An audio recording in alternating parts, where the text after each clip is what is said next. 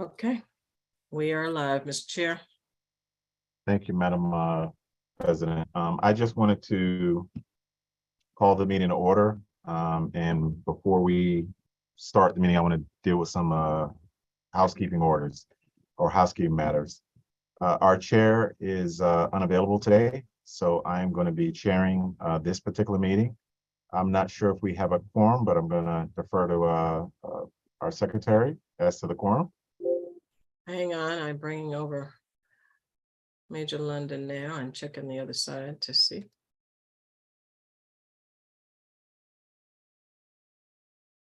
We do not at the moment, but we can get started, and then once quorum is achieved, then we will vote on the agenda and the minutes. Thank you very kindly. I'm also going to ask Madam Secretary to act as co-chair for this particular meeting. She's a former chair of this particular CAB and also handles all of our electronic, video stuff to make sure we are compliant. So I'm going to ask her to be kind enough to assist us so we can have a productive meeting. I just want to make sure we start on time, be mindful of everyone's time. We address the issues. I just want to remind everyone to put their cell phones on vibrate. Please raise your hand either visually so we can see it or electronically so we can give you the floor to ask questions. There will be a maximum of 3 minutes per person on each issue, so we do not belabor issues into the floor. Respect everyone's opinions and everyone's viewpoints and their positions. We can have fruitful dialogue, fruitful debate, but it's not attacks on individuals. And please address all board members respectfully, mindful of the issues that we're here to address, and that is the children of Broward County. And with that being said, the first item on the agenda, do we want to introduce everyone? We'll do self-introductions, please. Let's do that. Let's have self-introductions. My name is Gordon Weeks. I'm the public defender. I'm the co-chair of this CAB, and I'm the acting chair for this particular meeting. Thank you. Colonel David Holmes, Executive Director for the Department of Law Enforcement with the Broward County Sheriff's Office. Yolanda Brown, Court Administration, Community Member. Elijah Williams, Circuit Court Judge, Delinquency Chairperson, standing in for Judge Carlos Rabolo, who's currently on leave. Major Victor London, Fort Lauderdale Police Department. Roosevelt Walters, I dance at the music of all of y'all. And I would like to say to the chair, I have to leave at 4:30. So when you see me sneak out, it's not that you're boring. I just have to take care of the business. Thank you very kindly. We appreciate your. And by the way, I've had a couple of deaths in the family, and that's why I went with you last month. And now I have another one with the funeral being on Saturday. That's where I got to head off to at 4:30. I want to extend my personal deepest condolences to you and to your family. And I know on behalf of all the members of the CAB, all the work you've done with us, your commitment to this particular board and to the children of Broward County. We hope you and send prayers for you and your family for wellness and good being. Thank you very much. We don't mind you sneaking out. We understand.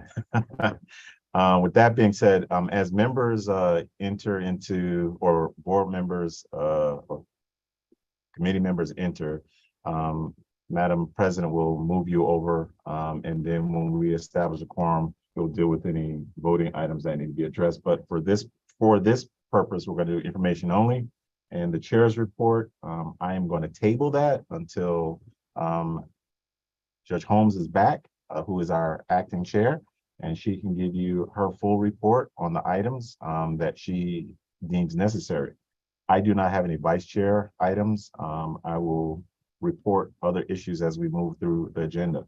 So let's move on to the second item, which we're going to table as well, because I would like, there he is. Mr. Obel, right on time. Apologies, just technology challenge. I'm using my phone. I can't even use it. You're right on time. So being said, let's move to the report on the alternative prevention efforts. that was led by Mr. Obel and Colonel Holmes. I'll turn it over to both of you and you can give a report, and then we'll have opportunity for some questions from the board. All right, so what we currently have right now, we have met, I think we have had 2 meetings since the last time, Colonel Holmes. In the very last meeting with the cabinet for Deerfield, he scheduled another meeting for after July 4th regarding us really putting something into motion for that. He passed it along to one of his other staff who will be meeting with my clinical director and my chief of operations on Tuesday. So that's where we currently at regarding that. Let's pause right there and give a briefing on what are you meeting for and what's the purpose of the meeting, so the folks that are their first time attending will have some context for it. Okay, so there's been several arrests and there's been some crime, some gun violence crime and everything else happening in the city of Deerfield. I brought the concern to the board here, and Colonel Holmes and I, under the direction of Judge Holmes, the former judge, to direct us to meet with the captain in that area and come up with some solutions and opportunities. And since then, we have had 2 meetings. One Colonel Holmes was a part of, and Judge Holmes, and some other stakeholders. And from there, we have been set to have another meeting. And as it currently stands, the action meeting where we'll be putting more logistics together will happen, I believe, next week, Tuesday at 3 in the city of Deerfield. So you're going to have an in-person meeting. Is it open to the public, or is it just a workshop with the executive? I would, yeah. So let me say it this way. Of course, Gordon, you in court all the time. It is currently right now, I think we'd like to put some logistics together. It is open if there's board members from this board wants to attend. But in terms of public per se, we're not just there yet. We really want to hone in on what we have so we can present it as a united front, as collaborative partners under the direction of Madam Chair, who is not here today. And so once that is done, then we'll open up what we will be doing with the public. I'm going to turn over to Colonel Holmes to add on to help flesh it out. Yeah, one of the things that we looked at, and we discussed this on our first meeting, that Deerfield Beach District has a new command staff up there. The captain, district captain isn't new, but his executive officer is new as in that position. So he's the number 2 man. He's worked in that area in the past. He's close with a lot of the community activists in that area. He knows all the players, the people of influence. So this is going to make a huge difference. And he's one of those type that that really doesn't tolerate the foolishness. And that's the reason why he was hand selected to go there. And he brings some diversity to that location. So I think it's a positive thing. There's without a doubt, is going to be huge improvement. We're really looking forward to the dialogue between the community and the command staff. And we're working to get more people like him up there too. But there's several types of programs that they want to bring to the table, and we're open. We have deputies up there that are community oriented. It's just that we just have to connect. Mr. Obel has his group that's connecting with ours, and we're gonna make it work, no doubt about it. Yeah, Mr. Chair, what I would say, one just 3 key elements we're looking to assist with. 1, how we perceive community engagement to really be, and then 2, to address any mental health concerns through our partners with Church Service Council, and 3, also engage fathers in the area. As many of you all know, Community-Based Connection been running a fatherhood program since we almost, literally 10 years now. And we're trying to reignite men involvement in the community as well.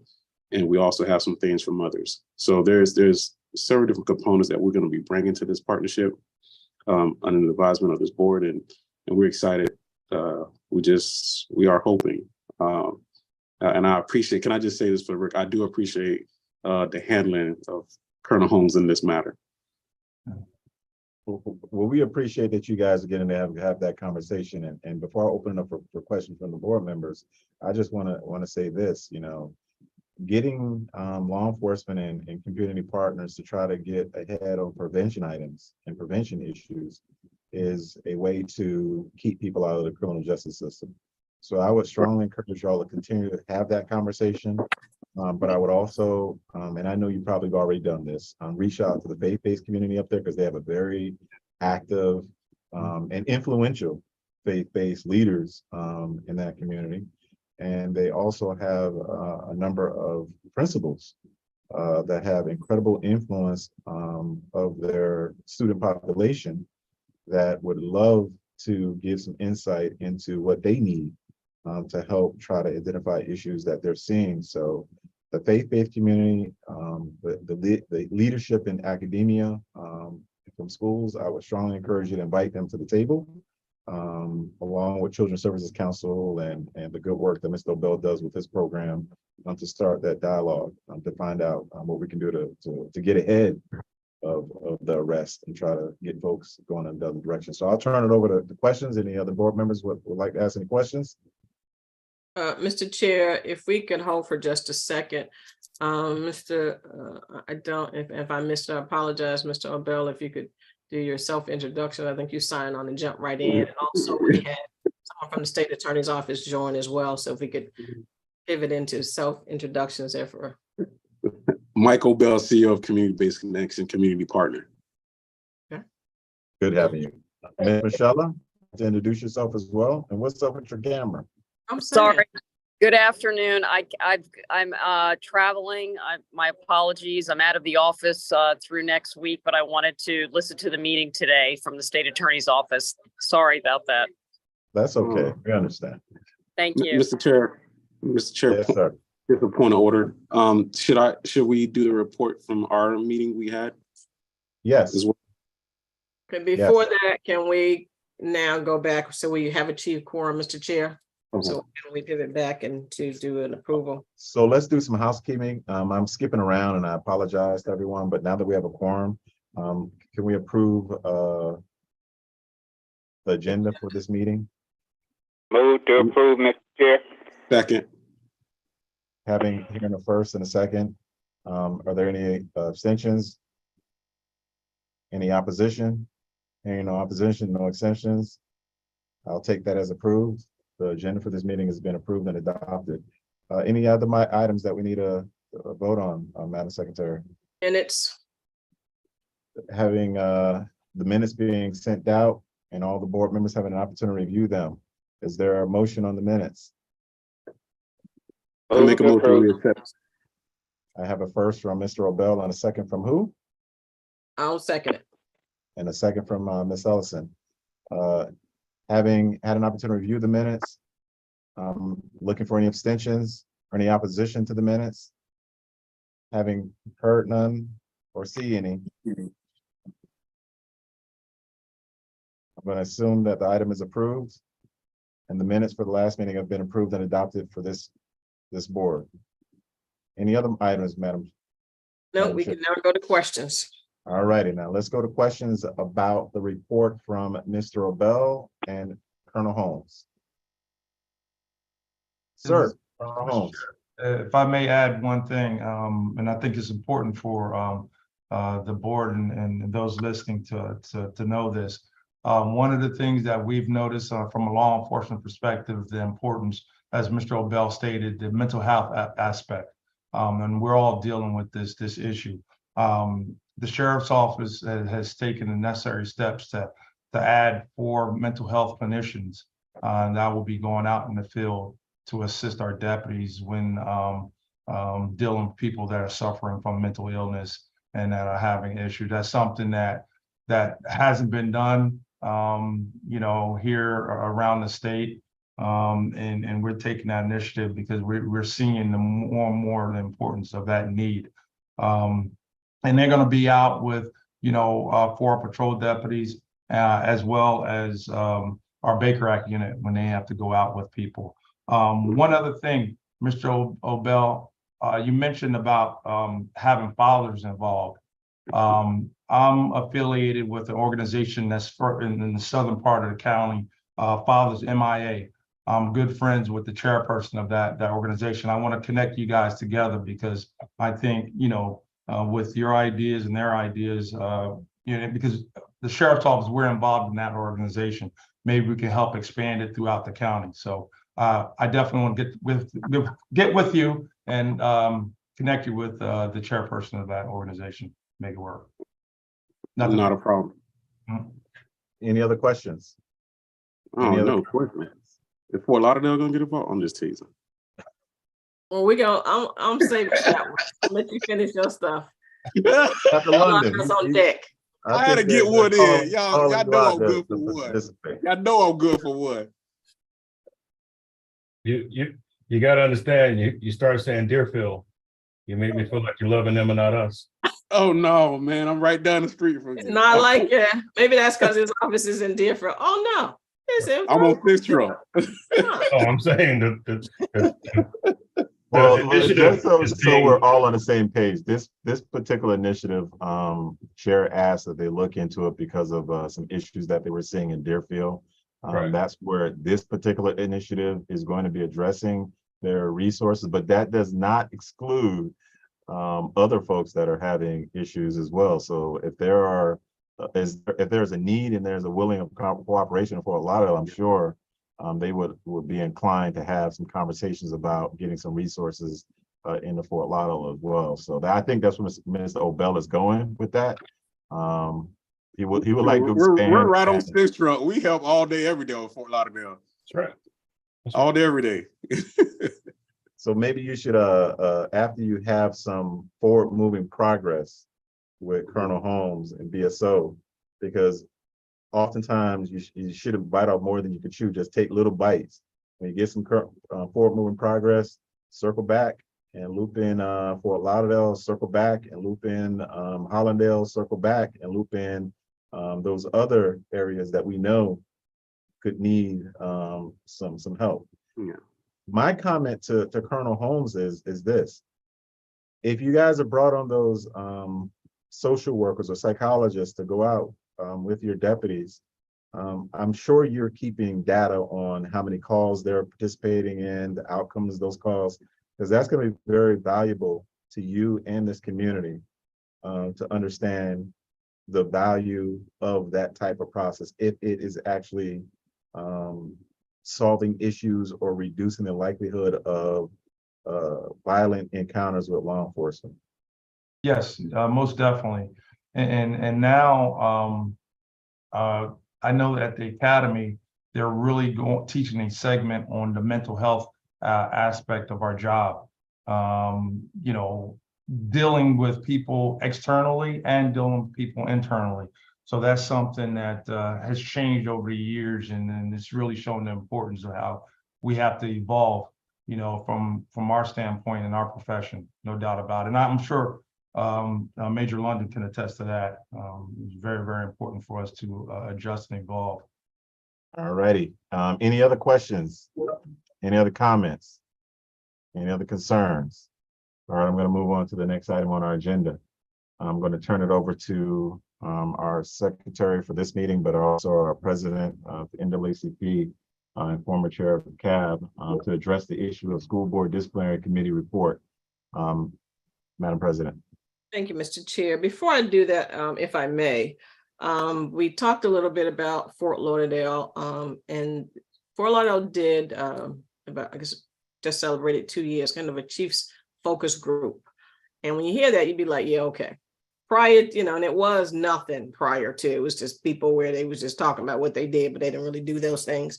But under this chief who started it, was interim, went away, and Larry did some stuff, and then Larry leaves, and then he comes back. And so it's of course you can have direct contact with folk if there are issues in the community as far as whatever crimes or that sort of thing, and what their process is for filing a complaint or blah, blah, blah. But there was recently another component that was introduced, had to do with particularly children in our communities. And they have their use, among other police departments, what's it called? Shot finder, shot spotter, what's it called? Major? Spotter. Mm. And so that's one piece of it where, they can, cops can, get notification, they can go to the scene and that sort of thing. But what the chief and I talked about is, so, they have that part of it and they're doing the investigations, but the piece where, and they have data of and we know we don't necessarily need the data to know there are a lot of gunshots in particular neighborhoods and surrounding schools. But how do you address the trauma that's caused by those children who live in those communities? He talked about, if you've seen these things, these children have seen these shootings and killings and that sort of thing, or they know about these things. When they go to school the next day, how they may deal with that through acting out. Kids are not going to say, I'm upset, I'm scared. They're going to act out in a different way. So they talked about taking this program and getting with, say, school leaders and say, Mr. Principal, Madam Principal, there was a shooting in, in this neighborhood around Dillard. I'm just using it as an example. And so there were children involved in this happened. So, this is what happened. And maybe you could, talk to your staff that's on, or if children come in, maybe, take a pause and see if this is connected, because it may very well be. When you talk about the trauma, because it's not going to go away, and certainly not right away, but there may very well be a connection between the things that are happening in their communities and that sort of thing. So I thought that was a very good program and a good segment from what you would think a focus group might be. Victor, if you will talk a little bit about, how you get here and the partners, because I think that Mr. Obel, and I don't know that he has been or hasn't been, but I think with some of what the services that I know he program offers would be a good partner for Lauderdale as you move forward in this direction. But I know the chief seemed very genuinely interested in connecting the services to the community, and particularly the children in the community. Major London. Yes, that's a very good synopsis. I appreciate you bringing it up. Mike, it would be great. We have several initiatives that we're trying to launch. One is going to be on National Night Out. So if your team is interested in partnering, I'll send you the information. What we are very interested in doing, and we've done it twice now. One was earlier in the year where kids witnessed a shooting in the playground where 2 people were killed. We had people from mental health providers, school board, several other entities who identified the kids who were affected, went to them and provided services, wraparound services to not only the kids, but the families. So we're trying to get that as a model for whenever this occurs. And that's just one piece of the puzzle. And we're just using ShotSpotter as a focusing tool to hit those areas, as opposed to it being a big blanketed approach where you're diluting the effectiveness. And so I think that's a very good use of the data. In addition, you've got the law enforcement side doing their thing, but the residual effects of the shootings and killings and all the other stuff, it could the use of that data could be very helpful. And I think perhaps other agencies who are using it could give some consideration to using the data the same way when you talk about the district and its discipline as well. So I think that was a good piece there. So I think Fort Lauderdale for that. The only thing that happened at the last meeting, Victor, Major London, Al Lewis, former Fort Lauderdale police, said, I don't know where he got his psychology degree from. He was doing well. We were talking about the technology and the and the possible uses. And then he stated that we know he knows that children who live in these communities, and these are Black and brown children primarily, that the police can't protect them, so they're gonna go and get a gun. And that's where the train went off the track for me. I'm waiting for the data that tells him that. Now, he said he grew up, and I was so upset that I should have asked him, well, did you go and get a gun? Well, because you said you grew up in the Northwest section. And I was not appreciative of him switching where what I believe the police were trying to go to, saying in this day and age of permitless carry, that the police officers should approach these Black and brown children figuring they're going to have a gun because they know they can't protect them. That puts us in a dangerous space. So besides that part, and I did talk to the chief about that afterwards, I think they're in a very positive direction. And I said that to say sometimes it be your own people. They paying a lot of money over there, but that ain't got nothing to do with what the time he's been gone for 17 years. So you have to be careful with his little role there, Victor, because that was not a good space that him to put people in. You don't, not every kid is going to get a gun over in who's in these neighborhoods. A lot of people grew up and got stuff. And that is not always the answer. And speaking of discipline, so the school disciplinary committee, I was Mr. Runcie's appointee. When Mr. Runcie was no longer, I was removed from there by staff. Also the school code of conduct. And so the work that we spent years changing, making sure, if everything was not punitive, the clock has been turned back. And this year I did ask school board member Holness to appoint me so I can see what's going on there. I did, and they have new staff that is running roughshod over the committee. So they're supposed to be, staff is facilitating. They're giving interpretation of the laws, which none of them are lawyers. They're giving their interpretation of statutes based on what they heard. There was to my knowledge, and I did ask the state attorney, and Ms. Michello was there any consultation with the state attorney's office? There was none. They're just running it. And so policy has changed back to where we were prior to promise. Never a good thing. And so I went to 2 meetings and I went on the record voting against, and I didn't go back because what they were doing is just having people co-sign. They've handpicked the people that are on there that seem primarily to me anti-children. They wanted to go back and stated that they wanted to go back to where it was before. And so that is kind of where policy is. So expect the numbers to go up at Broward County School System. And so when it came to promise, and believe me, the new appointees the school board are working to see promise gone, replaced by nothing. When the argument was, we will put them at Lanier James and Cypress Creek and that sort of thing. That's where we were before. The out of school suspension means that they remove them. It's in lieu of out of school suspension. They remove them from their home school and for promise eligible incidences, and then put them in a space. They house them at a different location.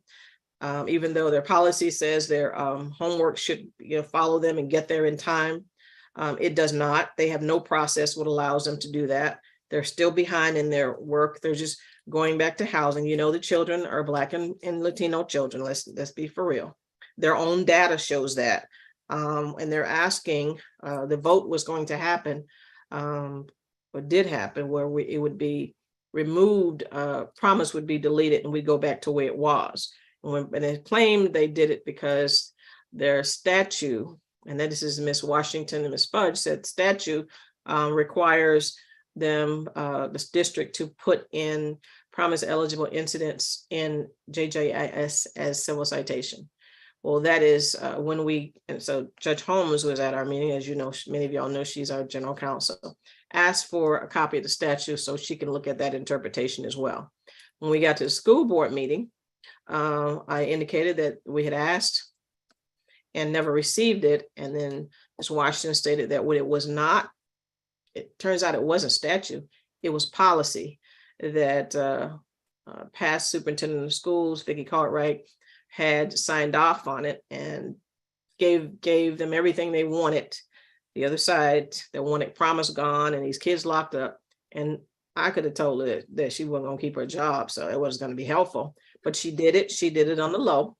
Those of us who know people inside do know that that's where it came from. So it's not statute. It's their interpretation of the ones that want to get it, the Douglas Commission, that sort of thing, to get those children in a civil citation rather than promise eligible incidences, which it was before. And so that is why the large number. Nobody there knows anything about promise. The person who knew the most is not allowed to even deal with it, and that would be Dr. Windsor.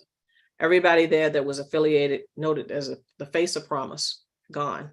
I asked where we had why wasn't there a separate committee? It was called the Elimination Schoolhouse to Jailhouse Committee. There were stakeholders brought to the table over the course of time. Why were we relegated to only talk about it at the disciplinary meetings? The school board says, okay, we didn't know that was a thing. I'm skeptical of that. But they wanted to recreate the committee, but they didn't have anybody other than the state attorney's office, NAACP, and the public defender's office. All the other stakeholders were not there and had not been notified. And they said that they didn't have a copy of the promise agreement. Now, if anybody believed that, so I said, you got Google. So there are 2 agreements that are on. There's a whole bunch of stories, but there are detail, as you know, there were two agreements signed. It was never designed to be the same. So what we've asked them to do is go back and contact the stakeholders that work to this, put this on, and not try and pretend like you're serious about this. And they were good soldiers. They came and they said what they said. It was all crap. And so we need to make sure that we change where they are right now, which is putting those children in JJIS as a civil citation rather than a promise eligible incident. It can be done. Now, whether there's the will to do it or not, it's going to take some work. Maybe who knows, litigation on behalf of DJJ. Member of you all may know that DOJ and NAACP were ready to move in prior to all of this stuff happening, because year after year, it's always the Black and Latino children who were punished, arrested, expelled, and suspended. And so we are back at that space. All of our attorneys are going to get together, our general counsel, the state attorney's office, the PD's office, and I'll be reaching out to others of you so that we can get back on track. The discipline in the schools has been turned back over to law enforcement. Everybody's in job saving mode and rather than in child saving mode. And it is, I have never, ever, the NAACP has never lobbied against public schools, public education, for private or charters, but at the rate that they're going, it may come to that. This is not a good space for children. You all know that criminal justice and high school graduation and success all go together. We have moved in the wrong direction for the children who are on the east side. Now, the kids on the west side are going to be all right. They have their own promise program. They have their own disciplinary program. And if you talk to anybody, talk to any of the teachers over there offline, any of the school leaders, they'll tell you that there ain't a drug that ain't found out there in those schools. It's simply not reported. And so we are looking to make sure that all children are treated fairly, have an opportunity for a high quality, free public education, no matter what part of the town and what your skin color is. But that is not what's happening now in Broward County schools. So I would hope that when you receive the call to participate on this committee, please know that this is very serious business. But promise is still being monitored from Tallahassee. Folks still have their direction in Tallahassee. We got the vote that was favorable. The state attorney did a marvelous job in explaining his office's position and why on the record. So did the public defender's office and NAACP. However, Tallahassee is very strong as well, and those people have their orders, and sometimes it be your own people. I would encourage you today, I think it was June 15th, the day that the superintendent was chosen. Promise was off the table until October. Go to June 15th school board meeting, I believe about 4:09 p.m. and find out how it got back on the agenda to appear at a workshop, I believe on July 25th.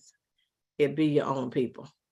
And with that, thank you, Mr. Chair. We would encourage folk to stay woke, to get involved, and it could be about all of the children, even the ones who look like me and you. Madam Chair, that was an excellent report on state of the school board disciplinary committee. I also attended that meeting, but I'll leave my comments until other members have an opportunity to comment, ask questions. Any other members have an opportunity or would like to comment or ask any questions about Madam President's report?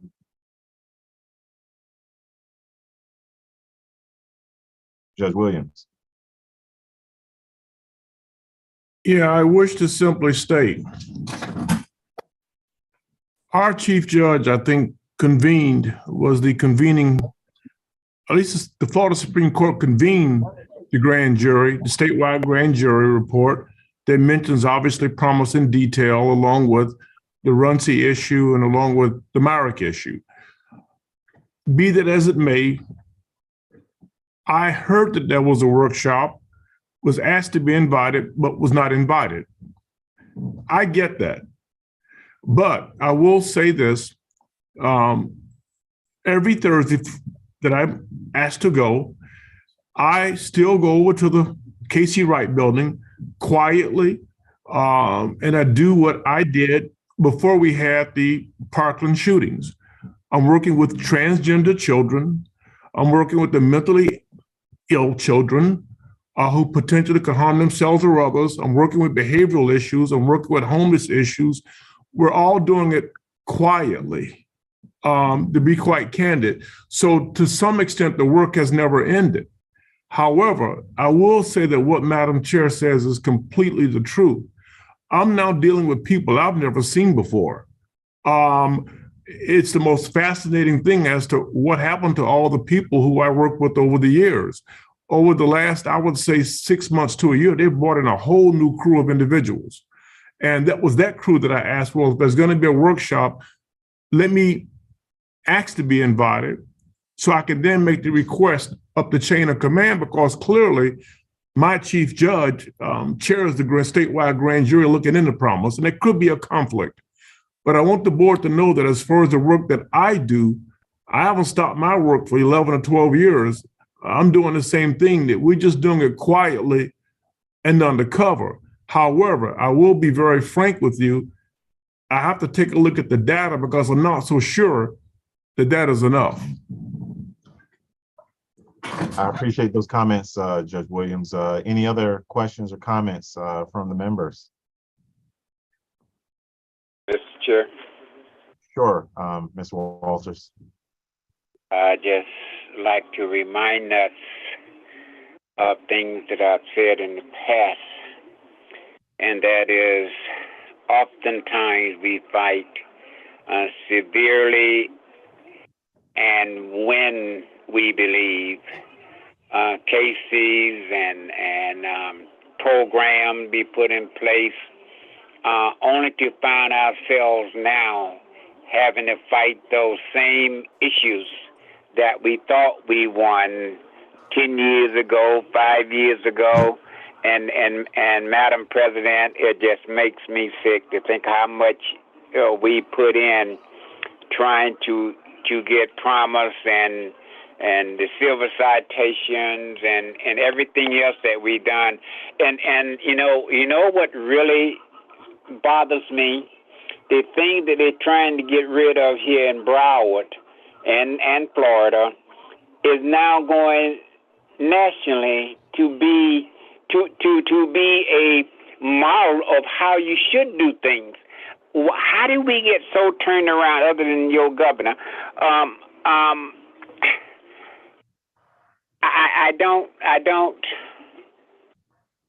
don't like what I'm seeing. I don't like what I'm hearing.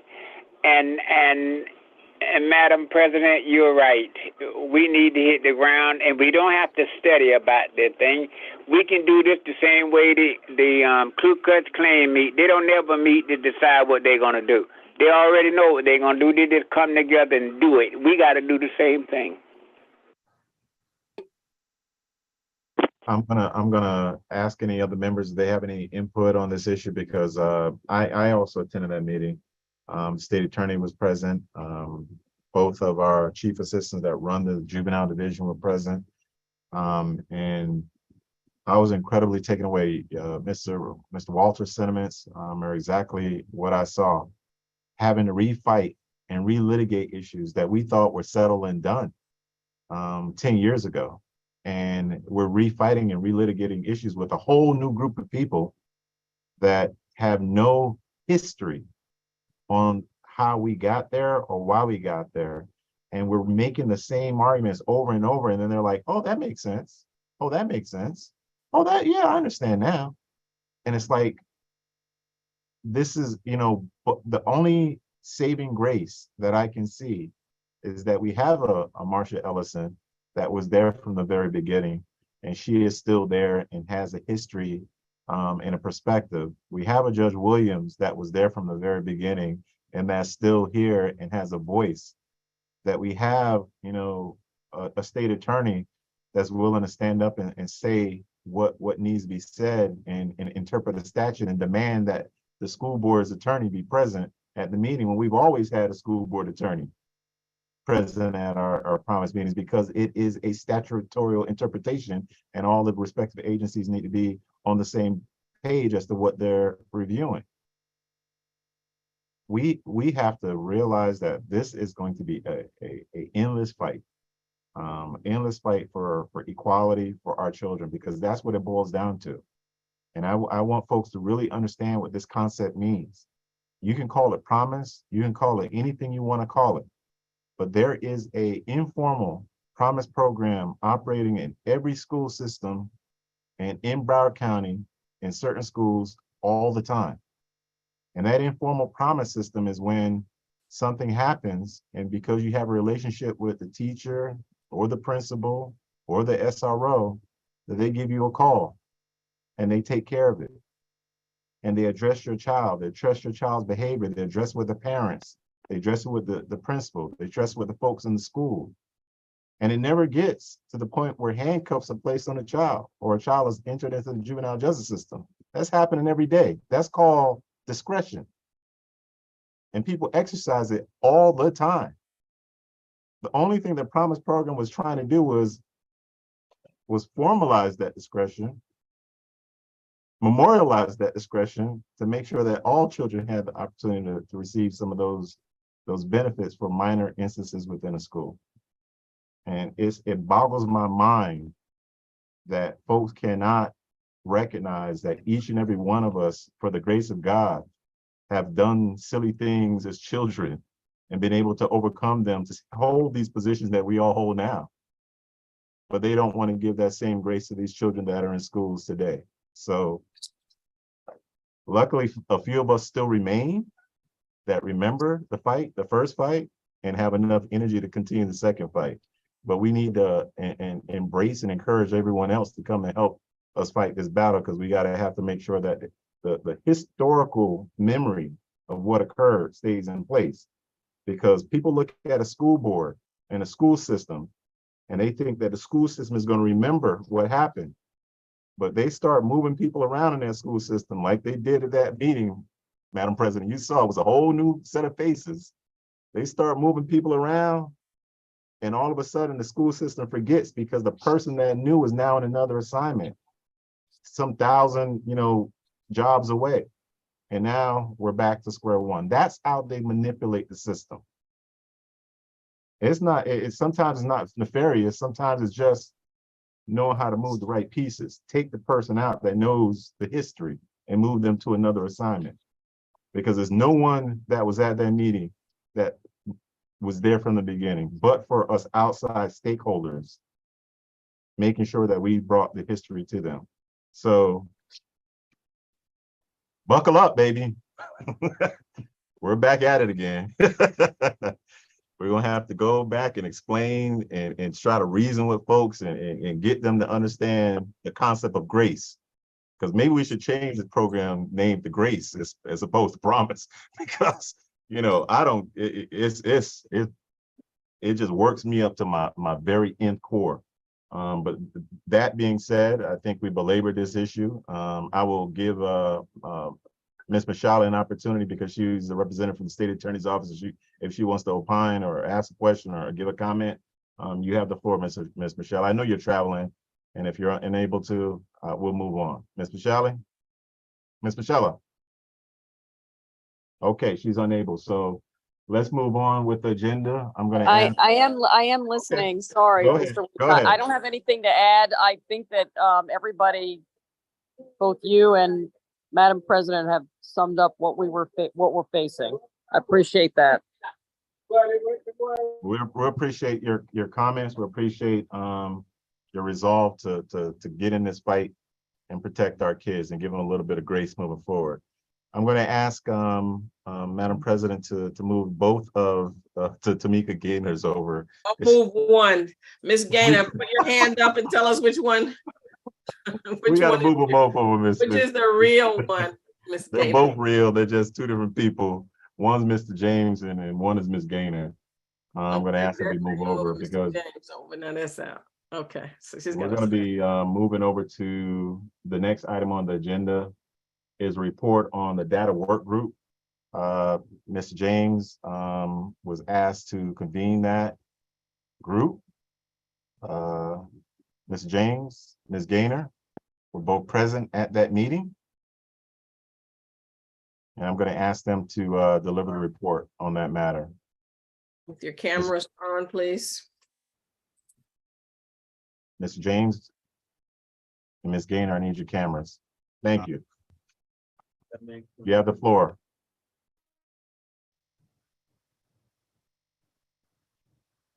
Ms. Gaynor, go ahead. He having a whole Microphone, Mr. James, conversation. Ms. Gaynor. He having a whole conversation.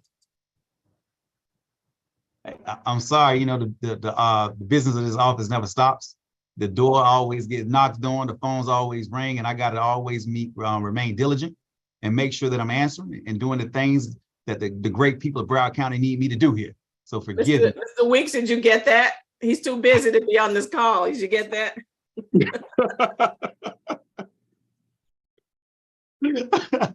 That's not what I was saying. I was saying I was trying to take care of my responsibility. That's what I heard. That's what I heard. Go ahead, sir.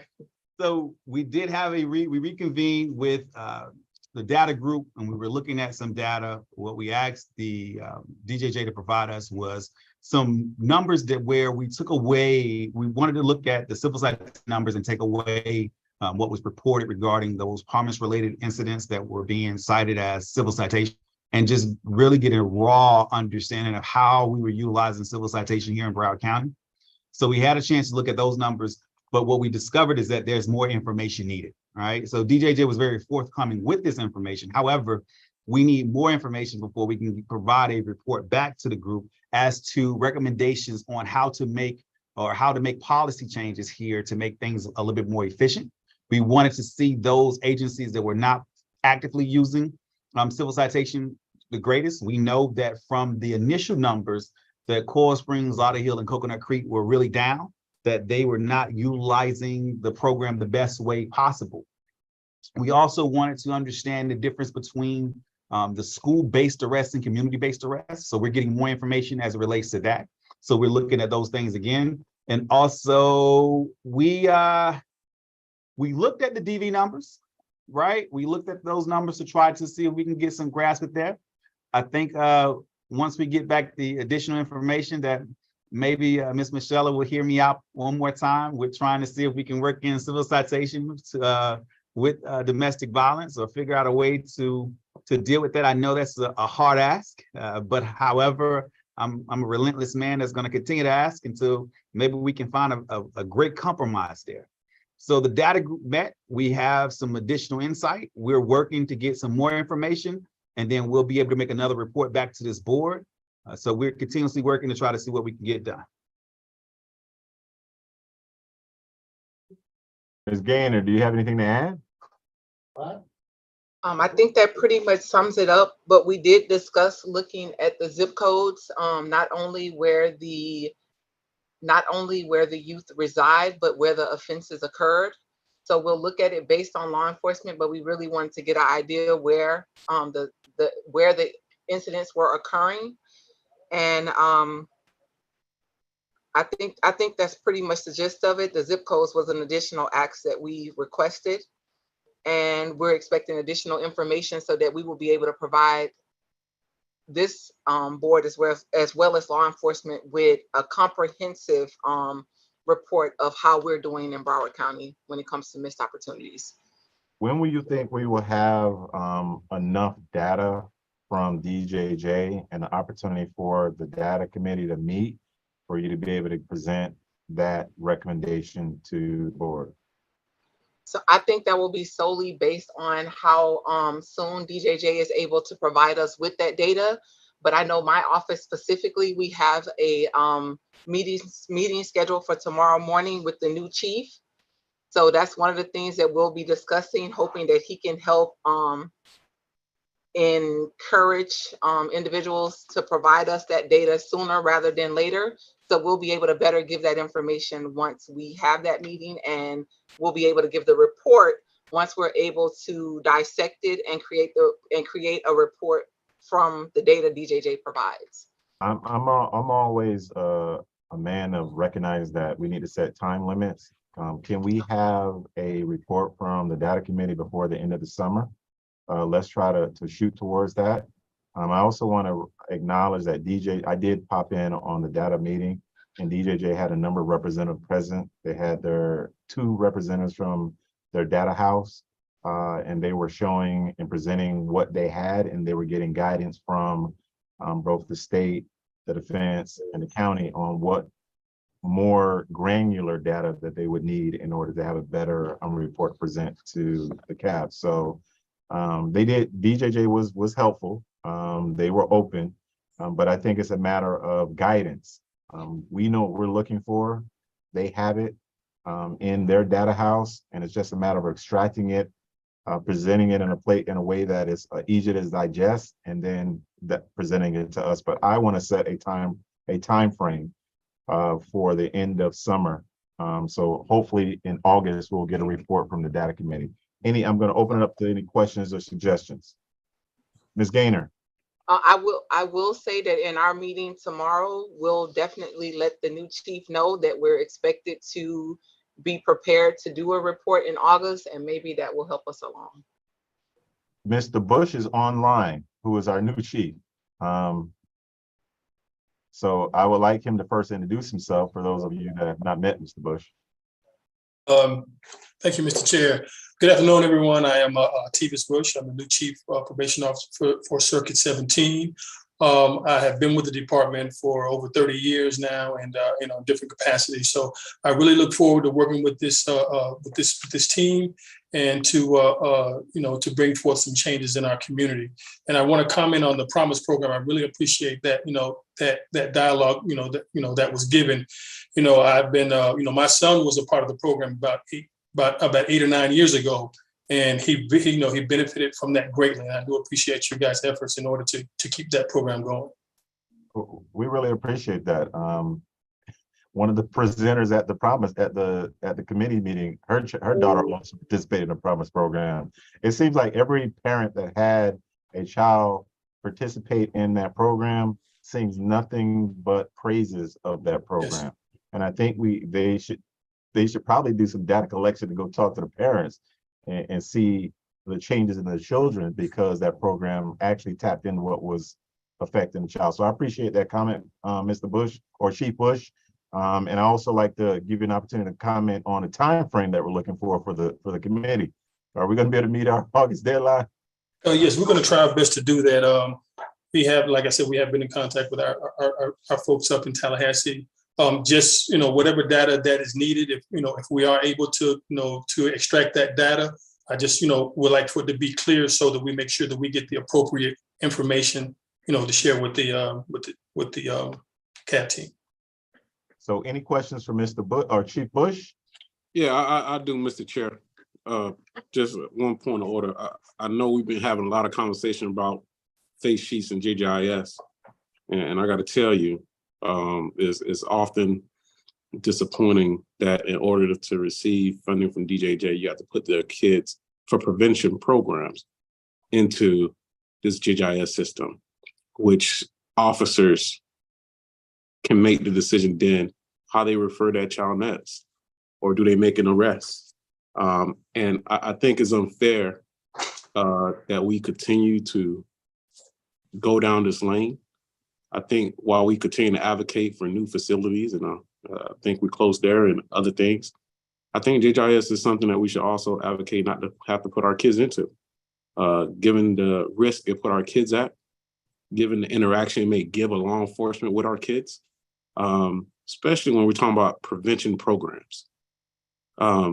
We have found ourselves in a very difficult place because we know there's laws that have been written for this, but it is my hope that the new DJJ rep, Mr. Bush, would step forward, given his child have been a product of promise, so he understand what grace, as you mentioned, looks like. And if we all honest, we all don't have stand here because of grace, right? And I just say to the masses that are listening that it's time that we all stand up and advocate that our kids, especially for prevention programs, should not be placed. There's no need for them to be placed in the JJIS system if we're trying to help them, educate them, and empower them. So, Mr. Bush, I hope you're hearing me. I hope we can meet about this. I hope this board would pick this as one of the next agenda item. I know we have had multiple conversations about it. But Mr. Chair, I think the time for us to keep laying down on this matter have come to an end. And it's important that we start taking this head on as well. Any other comments for Chief Bush and follow up on comments for Mr. Obell from the board? Yeah. Yes, Mr. Chair. Miss Madam President, and then Mr. Walters.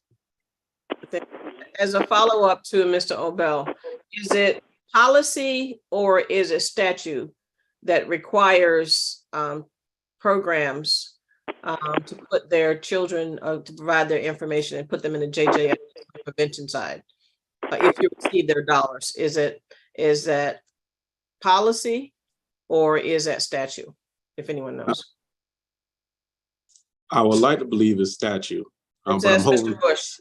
Okay, Mr. Bush. Mr. Bush knows. I don't know. I'm not sure. I do believe it's statute. I would have to get some more information on that. Then I would ask, there's 1 or 2 5 lawyers on this call, if we could find out the answer to that, and if it's a statute issue, perhaps speak to our caucus.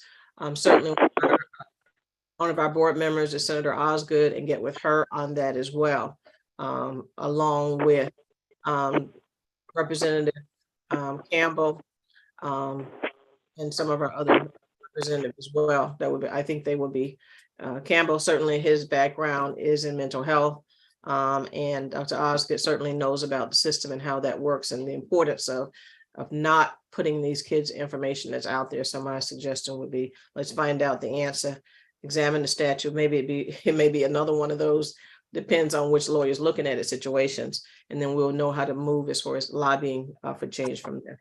Thank you, sir. I agree. Mr. Walters. Thank you, Mr. Chair. I just want to say to Mr. Obell, I agree with you 100% as to what the data, where the data should not be. But what I have not been able to do over the years is determine where the data should be and how would it be managed. and that's been a problem. And I want to substitute your word laying down by this committee for saying it was not priority one. Because I don't think this committee have laid down on any issue, not since I've been on there, and that's since the beginning. And I just want to say that we, if it need to go to the legislators, to the House or to the Senate, in order to get statute change, then we need to find out what we want the statute to say and submit that to whoever we're going to submit it to, the same way we did when they say you only get one bite at the apple, and we finally got it up so you can eat the whole damn apple now. So let's just be about working together and finding ways to do the impossible. They say we do everything necessary now and we do the impossible tomorrow. So let's get busy. I'm going to adopt Mr. Walters' recommendation in his position because I do agree. It's not a question of should the data be in JJIS, because I think universally we all agree prevention web or prevention data of children that have not committed a law enforcement violation or criminal violation should probably not be in a law enforcement agency's database. But the question becomes, where should the data be? Because it is a management of resources and children and families and things of that sort. So I'm going to suggest that our data work group, part of your conversation with DJJ is to look at data across the spectrum of civil citation and arrest and domestic violence and give us guidance. I'm going to ask you to also look at the clear meaning of the statute and also any policies that DJJ may have. So I'm going to ask Chief Bush to look at and provide to the data group the policies you have with respect to JJIS from your prevention web. So we can then digest that and they can make recommendations to us as a CAB, whether these are going to be legislative fixes, whether they're policy fixes, or whether they're going to be just, community advocacy fixes when it comes to the bifurcation and the separation of that data so that law enforcement is not using that data to make law enforcement decision-making. And I think that's what causes us folks in the know to recoil. And it's not because we don't trust law enforcement, but we don't trust, I'm just kidding. It's not that we don't trust law enforcement.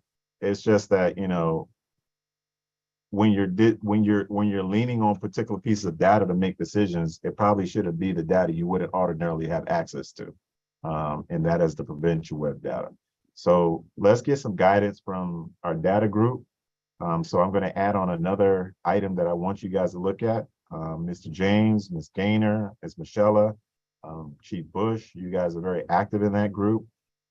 Please look at the policies surrounding the prevention web and how DJJ interprets those policies, and look at any statutory mandates for the entering of prevention data into the JJI system, and make recommendations to us on how to bifurcate that data out of that system.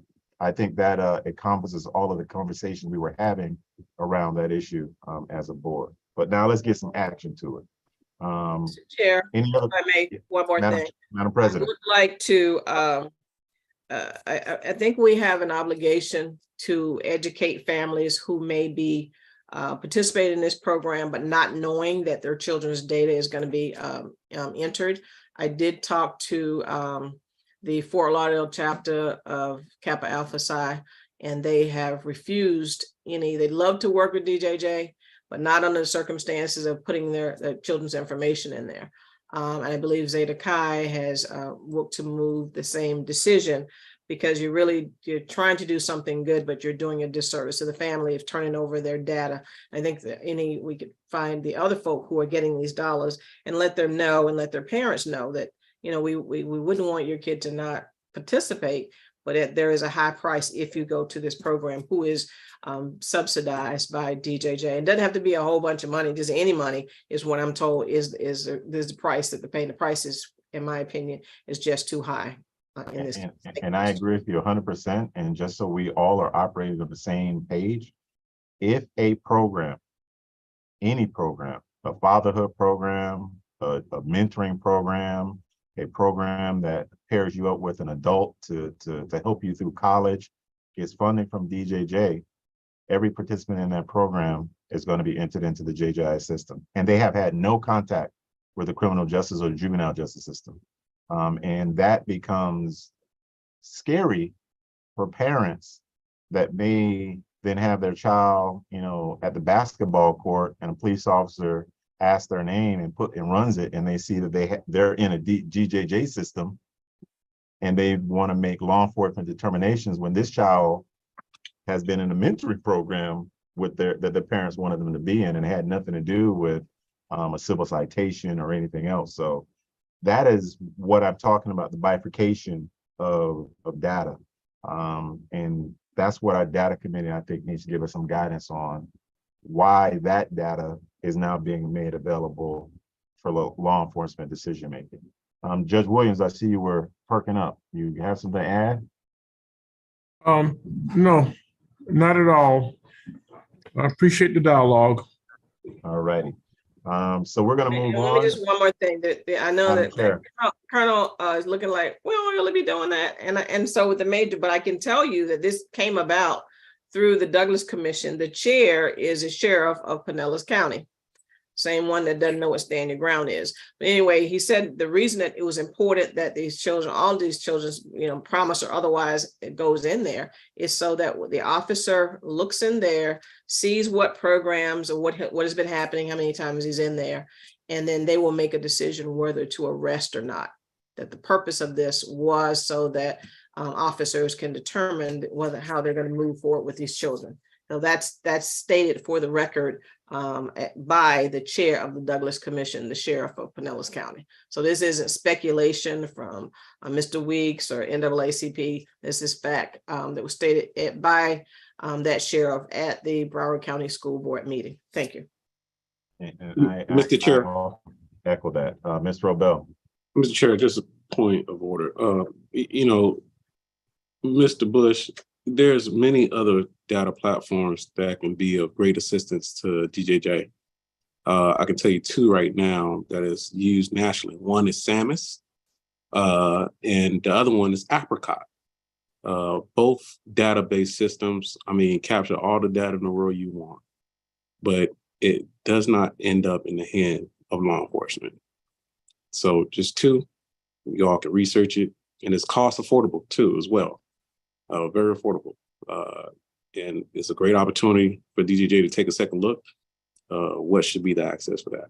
So I not only want to identify a problem, but want to provide you with a solution. And we appreciate that. So I strongly encourage Mr. Obel to be participating in that data committee, because when they're having these conversations, that's where most of the meat and the things will be hashed out. So let's Mr. move Reed, on. Mr. Sir, yes, Reed, sir? if you put me on 5 more committees, I promise you're gonna be calling Mike. You ain't getting no work done. I'm not putting you on anything. I'm encouraging you to participate. You got some good points that you're making, and I'm sure that once you flesh them out in discussion, it'll help move forward. Judge Williams. You're muted, Judge. I've scanned the newspaper. How's it going? Okay, the Parkland Committee, they're putting new members on there. The Stoneman Douglas Committee, I guess the governor's putting new appointees. What is the goal 5 years after the tragedy? What is the goal of the Parkland Commission? I'm just confused. What is the goal? It's 5 years after the incident. So what is the goal of creating a whole new commission with new members, et cetera? Does anyone know? Just if I could just sum it up, can anyone sum it up for me? I would, Judge, but I'm going to lose my job. Your guess is as good as all of our guesses. The governor has, I guess, his own agenda, and he's marshalled by his own drummer. as evidenced by him not being in the state of Florida and everywhere else from Iowa and every other state running for president. So I do not know. I would love to get some insight into that, but we are not privy to those Okay. conversations and those decisions. We could all speculate. I'm sure all of us could come to some our belief as to what's behind it. But Okay. your guess is mine. Yeah, I'm not critical of that decision. I'm simply trying to get some insight as to how I work out things in my mind. I thought law enforcement may know. However, again, it's not a criticism of the governor or his actions. I'm sure it's legitimate. I'm just trying to find out what direction are we going? So thank you. Law enforcement, Colonel Holmes, Captain London, y'all have any insight? Have y'all been invited to participate on the committee? No, not at all. Not at I'm this. just curious because y'all are in Broward County, you know, that's where the incident occurred, but I could tell you, I'm curious to see why the change that made and what the expectations are, because it definitely affects us and how we do our job. Because they could be expecting us to do things one way and we could be doing them just the opposite. So it's going to be interesting to see how far they take things and to see how far down the chain it goes. And one of the things that I know Madam Chair had mentioned earlier about the previous board and how the chair who's from Pinellas County, you know, Broward County and Pinellas County are two different counties, and law enforcement is conducted a little differently. And we have to face the fact. They may not know that, they may not accept that, but I could tell you our troops here in Broward County, we know it and we accept it each and every day. And it's up to us here, the leadership here in law enforcement, to make sure that we are treating people fair and equally across the board. I'm not saying that they're not doing that. I'm just saying that we have to focus on people here in Broward County. So it's going to be interesting to see what takes place, but we're focusing on what we have to do here and making sure our troops follow proper protocol. much appreciated that comment. Captain London, have you been invited, or you have any idea what that purpose of it? I have not been invited, and a wise man once told me, if you don't know what the answer is, don't speak to it. Broward County would never be invited, and the sheriff here ain't never on the same page with Pinellas and Broward Sheriff's Office, so you can expect them never to be invited. But the point is most importantly and very clearly made. Law enforcement is a local issue, and sometimes it's so local that, you know, it develops based on from city to city, county to county, circuit to circuit. So the folks that are here, our sheriff, our chiefs of police, they understand the dynamics of their communities. So they will be in a better position to make recommendations or try to identify trends when it comes to law enforcement. Have a chair of a committee making recommendations for law enforcement that's from a completely different community that is going to impact this community. It's probably not, you know, probably not the best course of action. You probably should get a bunch of other sheriffs to give their input and perspective about what happens in their community, because every community is different. But nonetheless, I don't know about that, because then I don't know if we want Grady Judd to be down here talking about nothing in Broward County, so we be careful about asking for that. You 100% right on that, but that's a perfect example. What goes on up in that community is completely different than what goes on down here. And that's how different it can be just a few miles up the road in Florida. It's like you could be in Florida, Bama. Oh, Florida Bama. I always thought it was called Southern Georgia. You could be in Southern Georgia in 2 seconds. But all right, enough of that. Let's move on to our civil citation and missed opportunities report. Ms. Gaynor. Okay, first I'll do the civil citation reports. For the month of June, I'll give the total for May and June. There were a total of 103 civil citations issued in the month of May and June. I was unable to give the May report. And then for the discharges, there were a total of 93 for the both months. And the missed opportunities? Okay. So right now we have the missed opportunities for up Sorry, through Ms. May. Gaynor. Sorry, Ms. Gaynor. I'm sorry for interrupting, and I apologize to the No, that's gentleman. okay. Could you tell us whether that is an uptrend or a downtrend when it comes to the utilization of civil citation as a whole for Broward County? It is actually a uptrend, but I think that when I say it's an uptrend, that's over the last 2 years, considering we're coming from the COVID year. I would need to compare it to before COVID and now to be able to have a better picture of it, but it looks like it's definitely an uptrend. So the utilization of the civil citation is ticking in an upward direction. So that's a positive. That's correct. That's correct. Okay. Unless that's the school base, if promise incidents have been included. You were so very right, Yeah, Madam but President.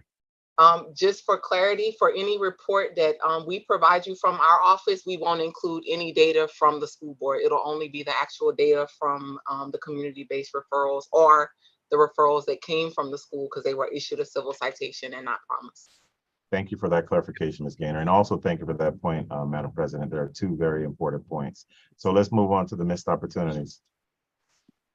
Okay, for the missed opportunities,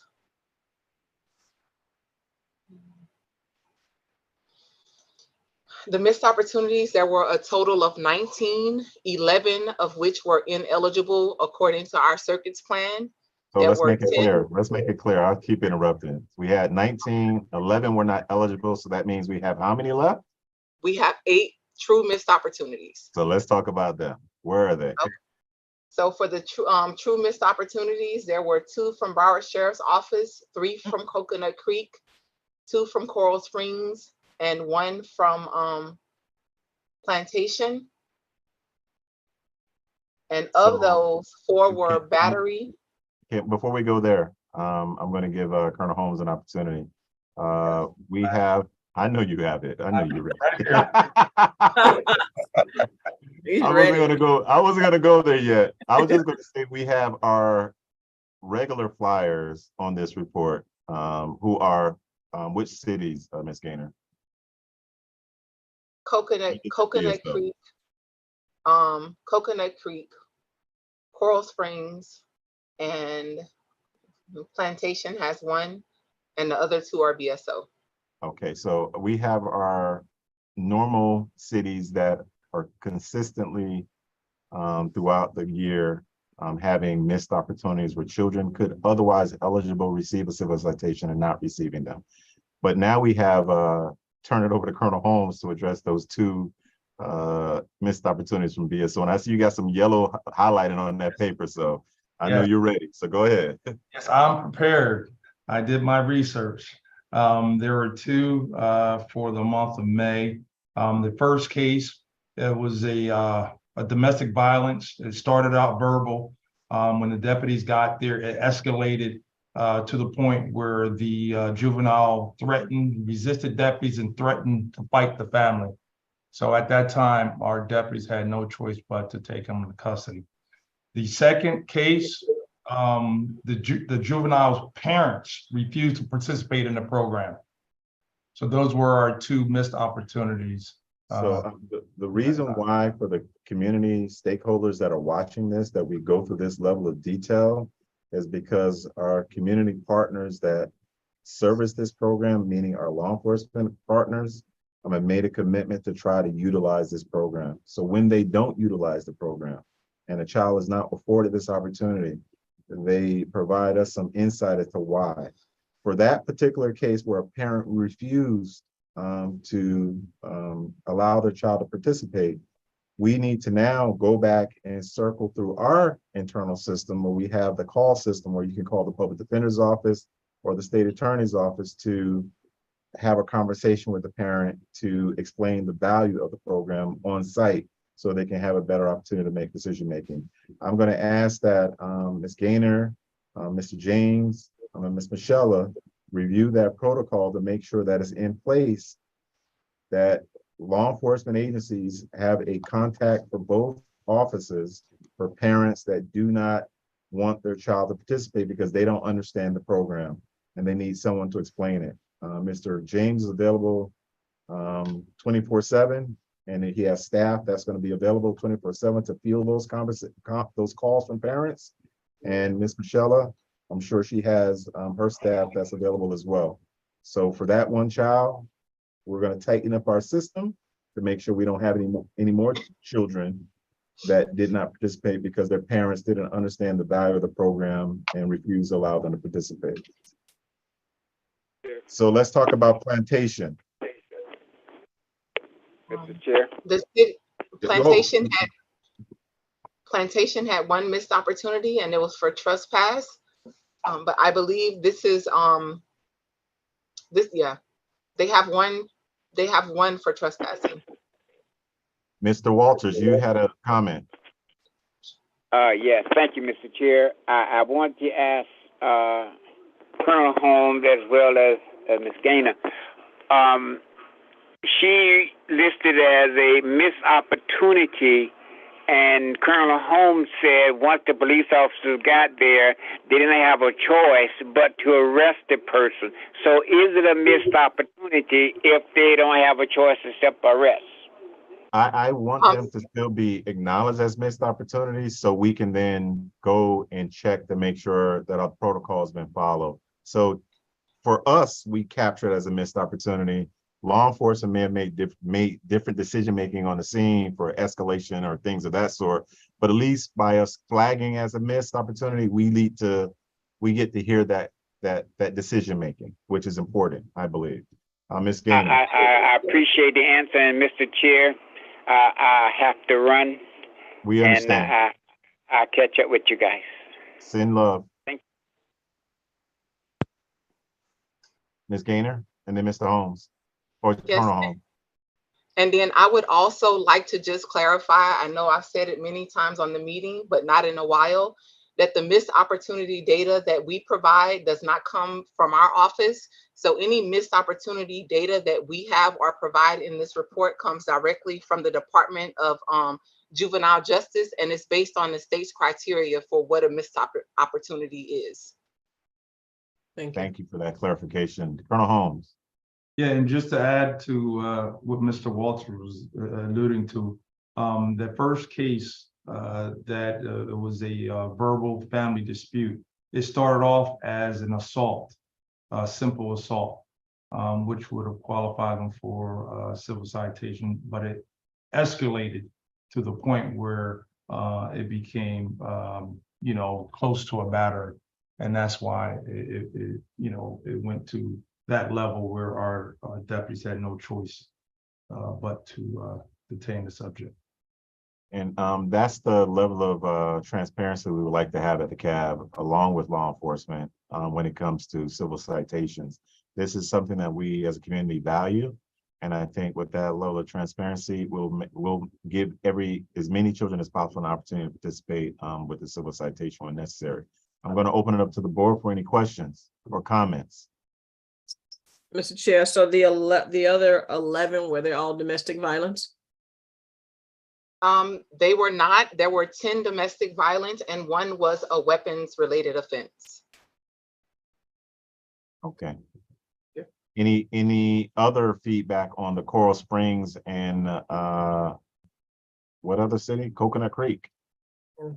Creek, yeah, we know. That's no Tell surprise. us what's up with that? Plantation is getting a new police chief, right? I'm not sure if they've hired. They're in the process of looking for someone, I believe. I think Plant and Sunrise, correct? Correct, Sunrise as well. Ms. Gaynor, Coconut Creek, Coral Springs. Okay, so for Coconut Creek, there were 2 batteries and 1 marijuana possession. So 2 batteries, 1 marijuana possession for Coconut Creek, and for Coral Springs, they were both battery. And the significance of that is that children are missing an opportunity to receive a civil citation merely based on the city that they're living in. There is a civil citation program that has been established for Broward County pursuant to the statute that is under the direction of the state attorney's office, the clerk of court, the public defender's office, the Department of Juvenile Justice, and law enforcement. It was put together and everybody agreed that's how we're going to do this business. But we still have instances where children are not being afforded the civil citation opportunity. And it seems that certain cities, based on where you live, you may not be afforded that opportunity. And that is this board's goal, is to have every child across Broward County be treated the same. That if you live east of the railroad tracks, west of the railroad tracks, north or south, that if you can get the opportunity, the benefit of the opportunity, that you should receive it. So we're going to endeavor to do that. And we do that through transparency. And that's why we talk about this issue. And that's why we spend so much time with this issue, encouraging those law enforcement agencies to utilize this program all across Broward County because it works. Any other comments? All right, hearing none, I am going to take a moment of privilege and I'm going to skip the last item. And I am going to move on to is Chief Bush still here? Okay. Broward Juvenile Detention Center update. You know, Still here. You get the pleasure because we never have our superintendent on this meeting. We've invited him through our previous chief a million times. So I want to extend that invitation through you as well. I will make sure. I will make sure I speak with Major Rosello in reference to that. We would like to have Major Rosello participate in this cab because there are questions or issues that we would like his insight into from the detention center, and his participation is necessary. Mr. Chair, based on a conversation we had with our superintendent when we were at that site, if he could come, he would come. So we would have to get with Tallahassee to allow for him to come. The only reason why he's not been coming is because he was not allowed to do so. I understand, Madam Secretary, but I still have to understand. Follow protocol and extend. Love to have him. He'd love to come. Yeah, for the record. An invitation through Chief Bush for our superintendent to participate in future CAB meetings. But since she's not here, Chief Bush, please give us a report for the detention center. How many children do we have? We have, as of today, we have a total of 58 youth in our detention center. There were 43 that were Black males, 7 Black females, 6 white males, and 2 white females. Are you still using the COVID protocols within the detention center? No, that is ended for a while. Is anyone reporting any COVID within the detention center? No reported COVID. I'm going to ask you as a, we're going to take some privilege and ask that you complement that report with a breakdown of how many of those children are predisposition and post-disposition, because I think that will give us some better guidance. For those folks that are visiting or watching, our detention center is a regional detention center. That means that children from other facilities can be sent to our facility for holding or waiting or to be placed in another facility. So in order for us to get a better gauge on how many Broward County children are there, I'm asking for a better breakdown of that number. We have 58 children there now. Yes, sir. And some of those children may be predisposition, meaning that their case has not been resolved as of yet. And those children will be Broward County children. And then there could be children there that are post-disposition, meaning that they are awaiting placement in a program. Those kids could be Broward County children or Dade County children or Fort Myers children or any other children that come from another facility. Am I correct, Mr. Bush? You're absolutely correct.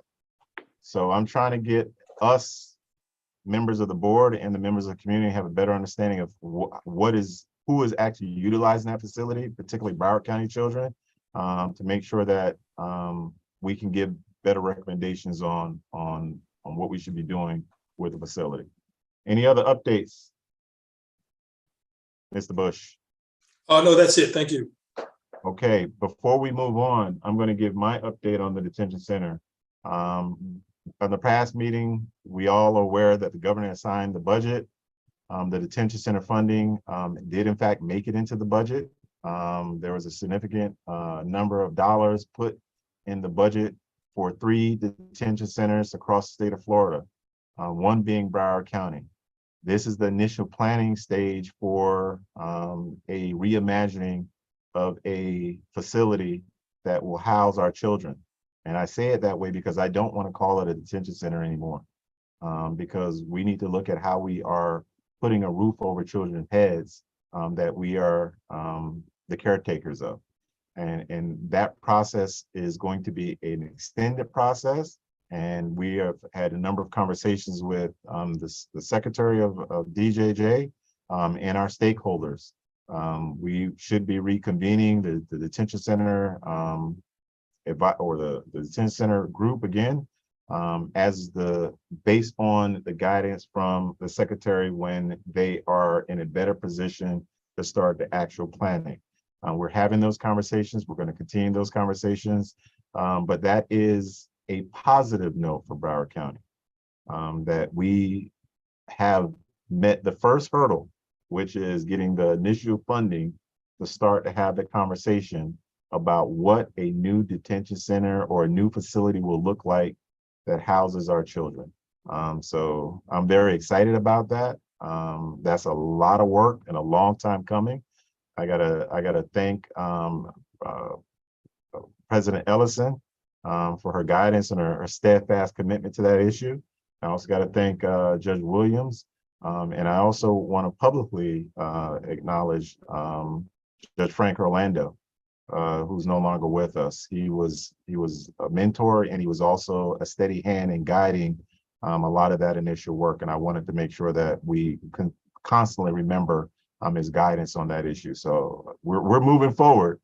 DJJ likes to give us a lot of criticism here in Broward County, but we get some stuff done every now and again. Every now and again, we get some stuff done. All right, so let's move on to the next issue is Colonel Holmes.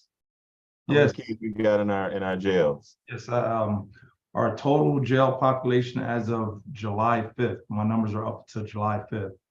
The total population was 3,594 at 84.3% capacity. We had 2 positive COVID cases down at the main jail.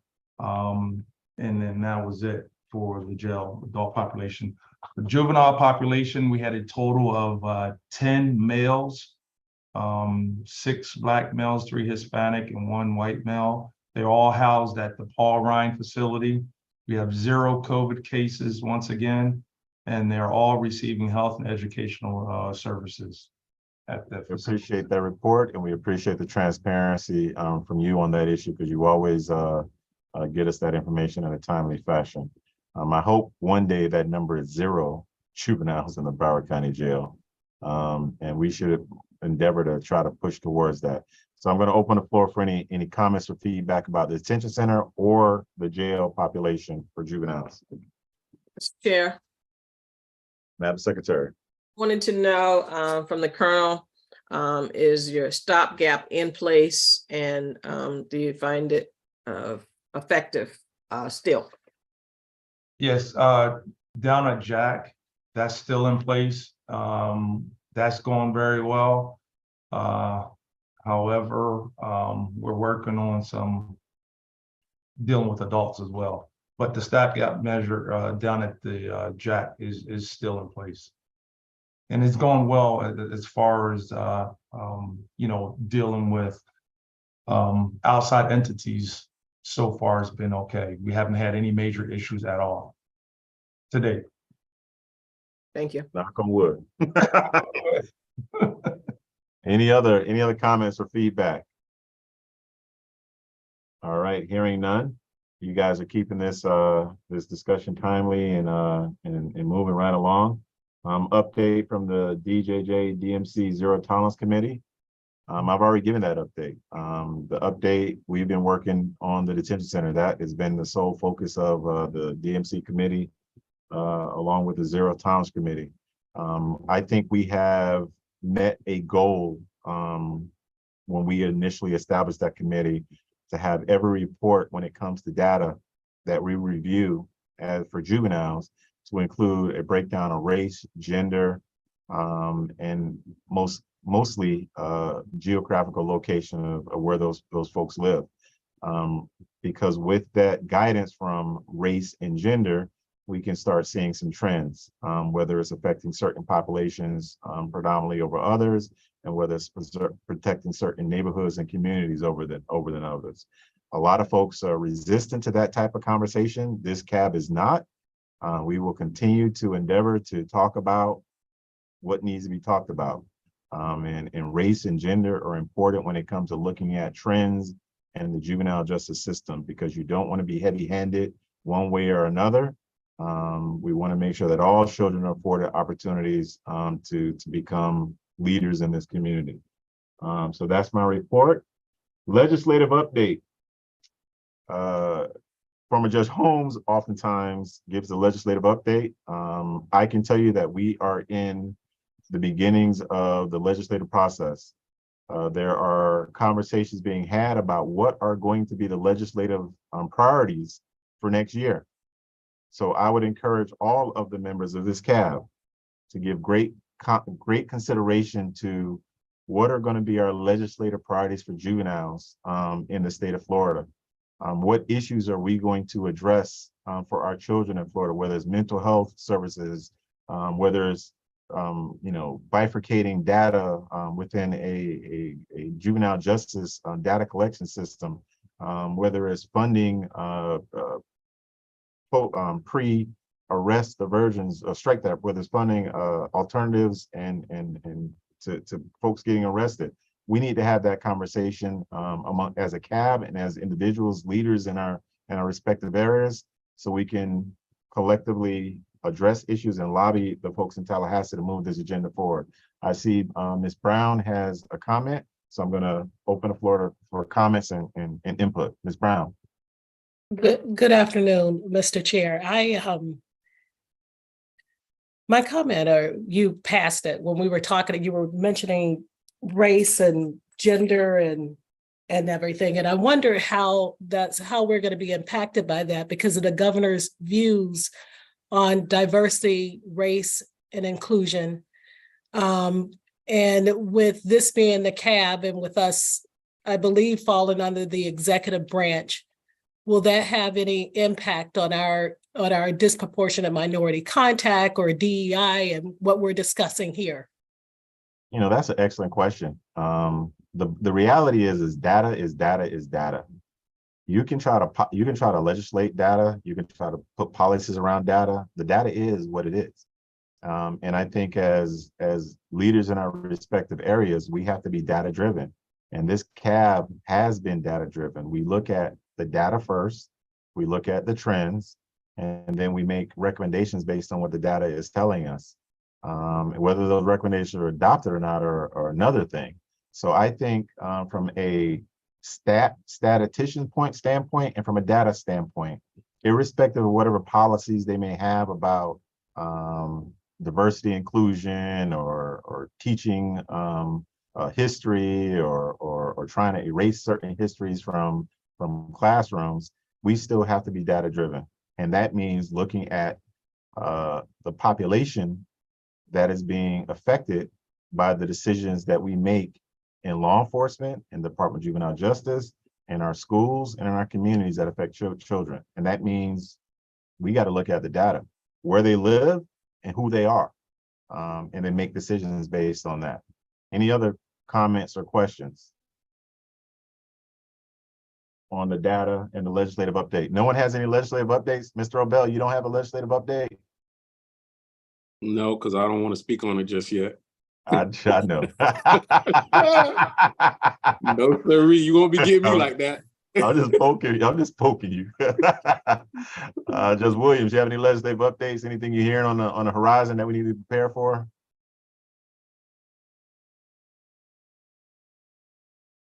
I'm just, my little niece, who was at the last Black Judges Night, had graduated from London School of Economics, and she just got a job at Harvard University in diversity, equity, and inclusion, among other things. And let me tell you, talking to her and about a dozen of her colleagues at dinner across the country, the new generation has a whole different idea. It's actually brilliant the way they think about this stuff. I mean, I just have to say I'm very impressed by the progressive nature of their thinking.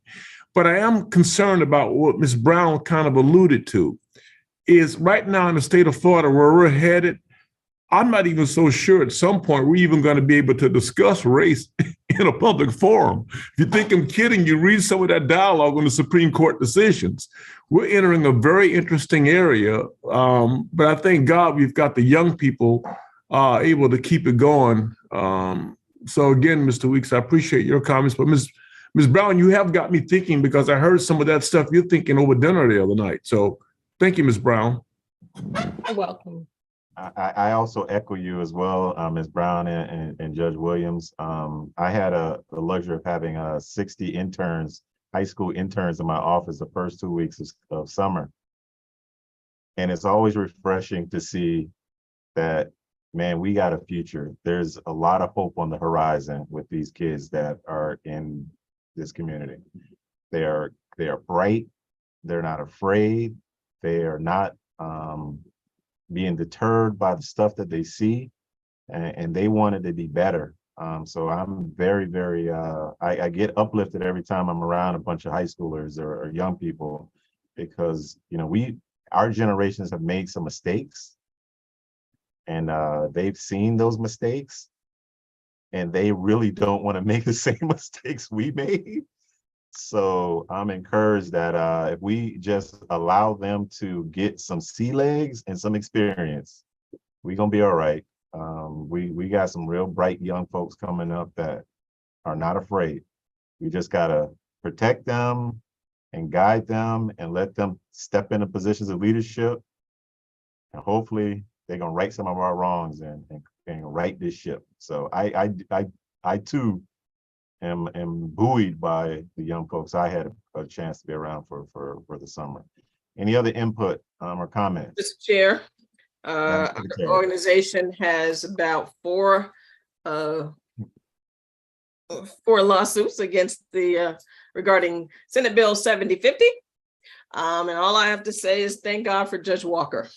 So we have just follow our social media, and if you remember, you'll see it in email about the brilliant writings of Judge Walker as he sees how Senate Bill 7050 is affecting third parties and certainly the Black and Latino community.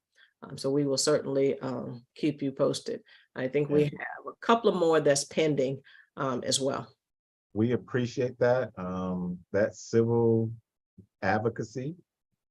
You know, we can do a lot of talking in the street, do a lot of protests in the street, a lot of stuff. Sometimes you got to take it to the courts. You got to have the courage to take it to the courts, and that's why judges are so important. They're so important. And I think everybody's starting to get a wake-up call because they see what's happening on a national level with our Supreme Court. You know, there's a call for a little bit more oversight, but people are realizing how the judges are. So you keep taking it to the court. We support NAACP's efforts. You know, we wouldn't be here for a lot of those issues, but for the NAACP, and we need to remember that. Any other comments, Mr. Bush? What's your position on all of this data and any legislative issues that we need to be aware of coming up? Or Chief Bush? Yes, sir. Yeah, I don't have any at this moment. So they haven't given you any guidance on the legislative priorities next year?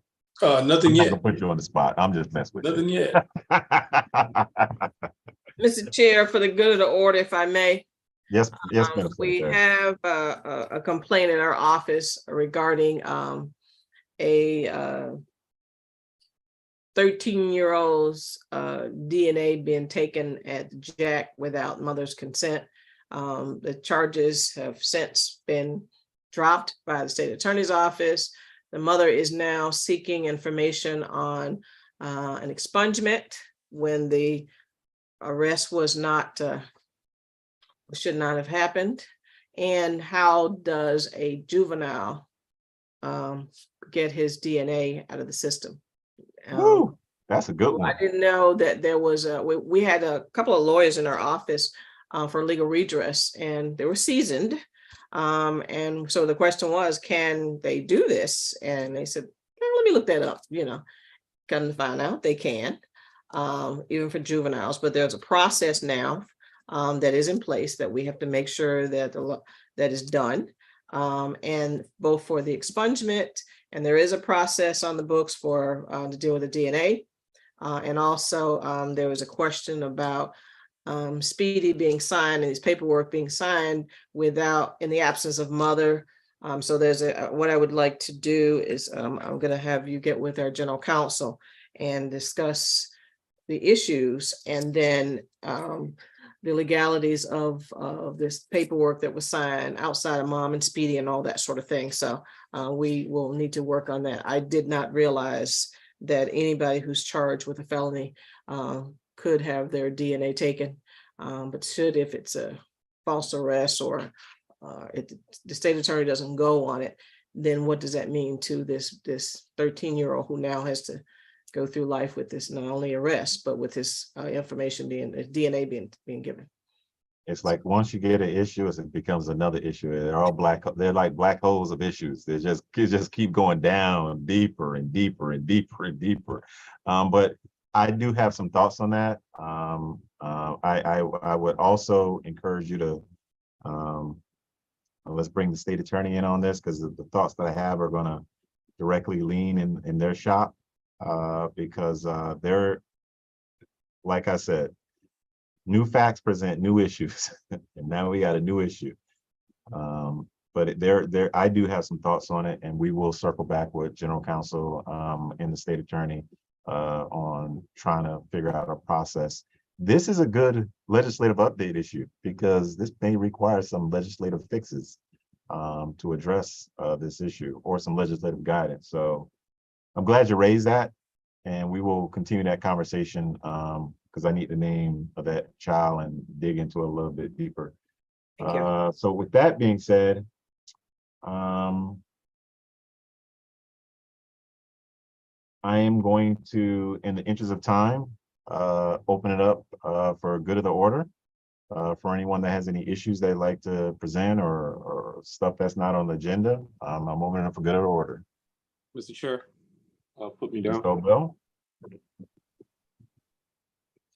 We had a meeting, myself, Mr. Chair, the state attorney office, regarding some alternative approach to serving some of our juveniles a little bit better, those that are in the DJJ population that's maybe on probation, and thinking about different alternative ways that we can really provide deeper in services to them, while the ideal of just tracking our children while they're on probation without providing additional services to them is a bit problematic to us. And we want to be a solution, again, for the population we're looking to support in this and their family. And so we had a meeting, and we'll be having a follow-up meeting with some appointees from each offices, as well as Mr. Bush. We invite you to the meeting. In fact, we need your say, because you are head of probation, and so it'll be very welcoming. We welcome you to come have a seat at the table as we think about some of the best solutions for our kids here. That's a little bit more deeper in. And that was a very fruitful conversation. It's a little early on, but as it matures, I'm sure Mr. Obell and Chief Bush will be presenting it to the CAB as they ferret out and tighten up all the details of the program. But I think it has some interesting promise moving forward. Anything else for the good of the order? I will work on, Mr. Chair, getting Mr. Licata on to come on to meet the members of this board as we move forward with it. He has indicated that he supports what Promise is about. Of course, people say that when they're being interviewed, but he did speak strongly, recognizing that the police can't arrest their way out of these issues with these children and the issues that they may very well have during his interview. So that was certainly pleasant, and also work with him to get a new appointee to this board as well.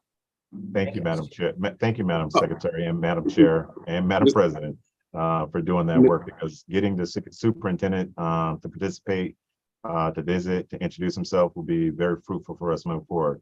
Judge Williams. You're muted, Judge. You're muted, Judge.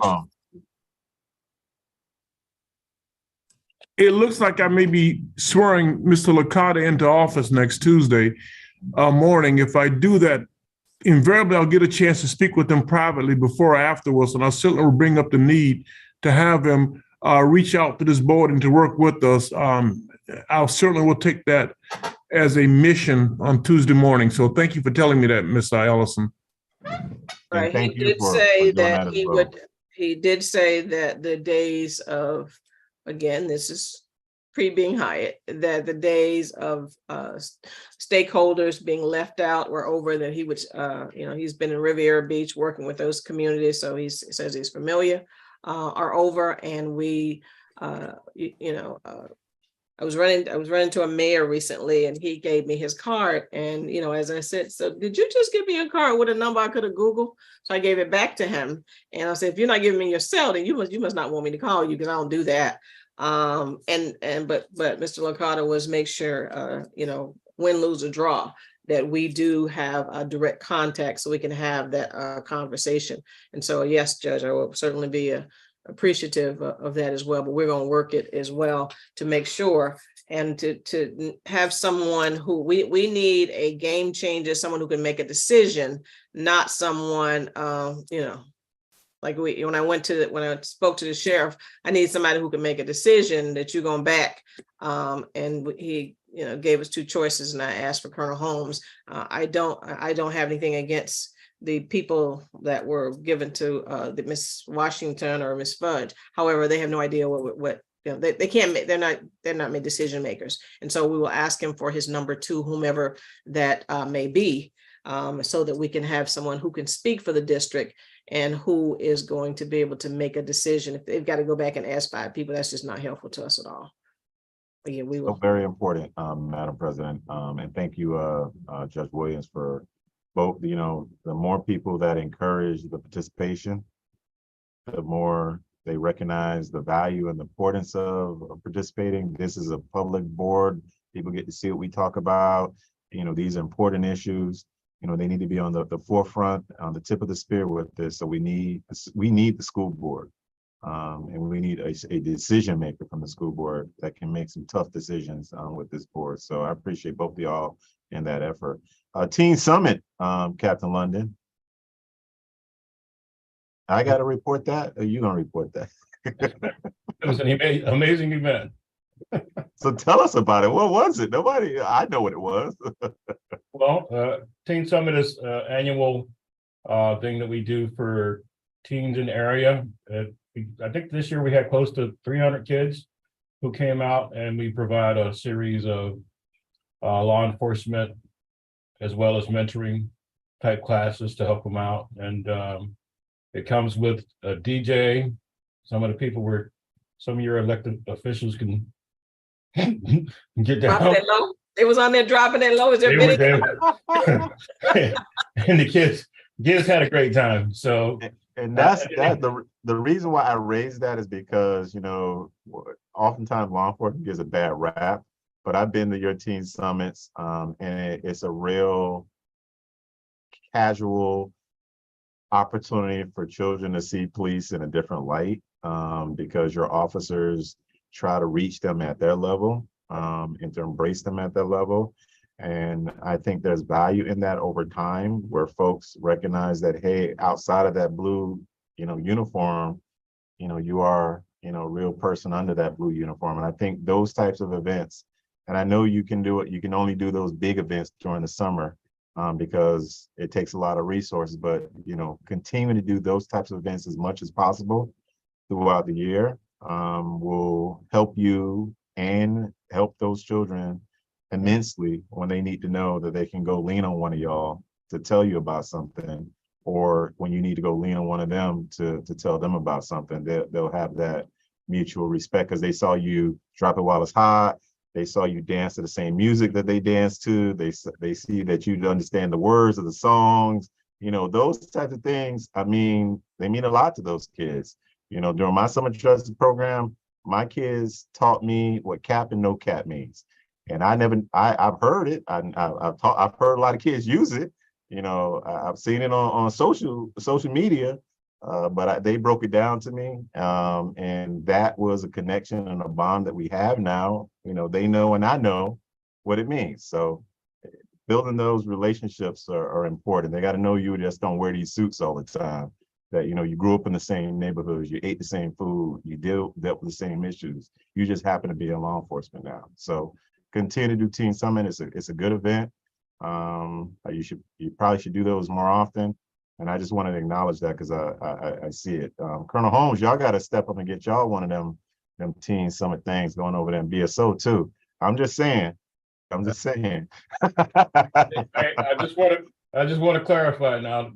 Although it was put on by the Fort Lauderdale Black Police Officers Association, BSO did participate. And I think the person who won the dancing award was the sheriff. Yeah. You guys got to see it. It's a very unique opportunity to see all law enforcement officers playing basketball, listen to the same music, engaging with those kids in a way that the kids are going to remember that. And I think that's very, very important. You don't want to first time you meet the officers when they got handcuffs in their hands. All right. It's important to do that. Any other good of the order? Well, you guys are right on time.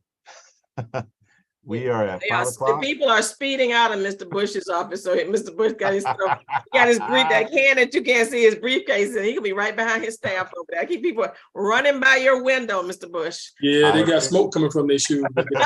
They do. I appreciate all of y'all. We had a very fruitful conversation. I think we had a very productive meeting. Can I get a motion for adjourn? Adjournment, Mr. Chair. All right, move to adjourn. Don't need no second, don't need no approval. We are in adjournment. Thank you all for your participation. Thank you. Thank you.